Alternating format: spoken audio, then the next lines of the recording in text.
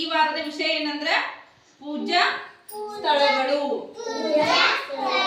ಪೂಜಾ ಸ್ಥಳಗಳಂದ್ರೇನೆ ದೇವರನ್ನು ಆರಾಧಿಸುವ ಸ್ಥಳಗಳನ್ನ ಪೂಜಾ ಸ್ಥಳಗಳಂತ.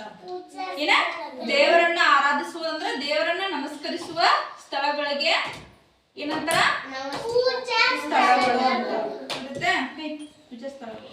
ಆಮೇಲೆ ಹಿಂದೂಗಳ ಏನ್ ಮಾಡ್ತಾರ, ಈಶ್ವರನ ಗುಡಿಗೆ ಬಸವಣ್ಣನ ಗುಡಿಗೆ ಯಾವ ಒಟ್ಟು ದೇವರು ಹಿಂದೂ ದೇವಸ್ಥಾನಕ್ಕೆ ಹೋಗಿ ಹಿಂದೂ ದೇವರನ್ನ ಆರಾಧಿಸ್ತಾರ ಅಂದ್ರ ಪೂಜಿಸ್ತಾರ. ಪೂಜೆ ಮಾಡಿ ಭಕ್ತಿಯಿಂದ ಬೇಡ್ಕೊಂತಾರ.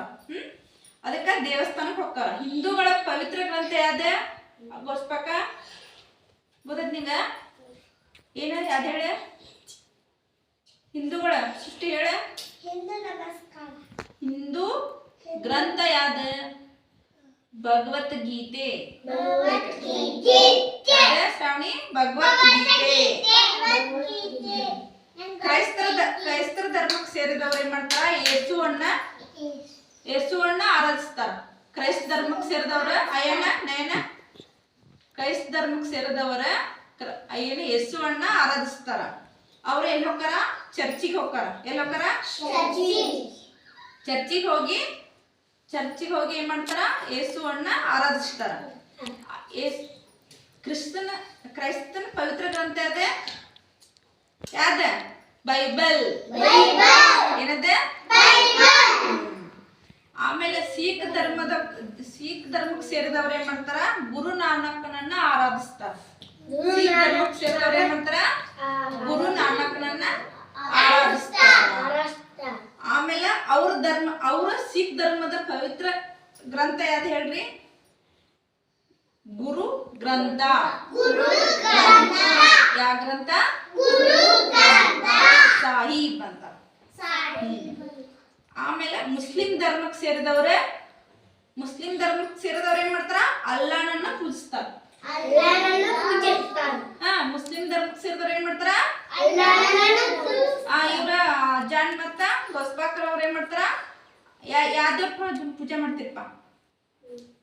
ಯಾವ್ದೇವ್ ಪೂಜೆ ಮಾಡ್ತೀರಿ? ಮಸೂದಿಗೆ ಹೋಗಿ ಅಲ್ಲಾಹನನ್ನ ಏನ್ ಮಾಡ್ತೀರಿ? ಪೂಜೆ ಮಾಡ್ತೀರಿ. ಇವರು ದಿನಕ್ಕೆ 5 ಬಾರಿ ಏನ್ ಮಾಡ್ತಾರ? ನಮಾಜ್ ಮಾಡ್ತಾರ.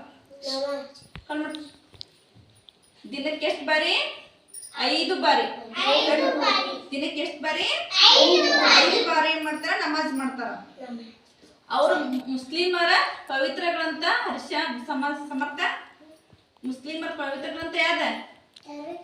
ಕುರಾನ್. ಯಾವ್ದದ? ಕುರಾನ್. ಇವ್ರಷ್ಟು ಗ್ರಂಥಗಳು ಯಾವ ಅಂತ ಗೊತ್ತ?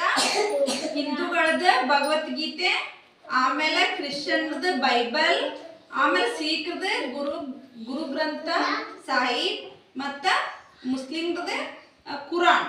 ಇವು 4 ಗ್ರಂಥಗಳದ. ಅಷ್ಟು ಅವ್ರವ್ರ ದೇವ್ರದ್ದು ಅವ್ರದೊಂದು ಗ್ರಂಥ ಇರ್ತೈತಿ. ಅವರನ್ನ ಅದನ್ನ ಪೂಜಿಸ್ತಾರ.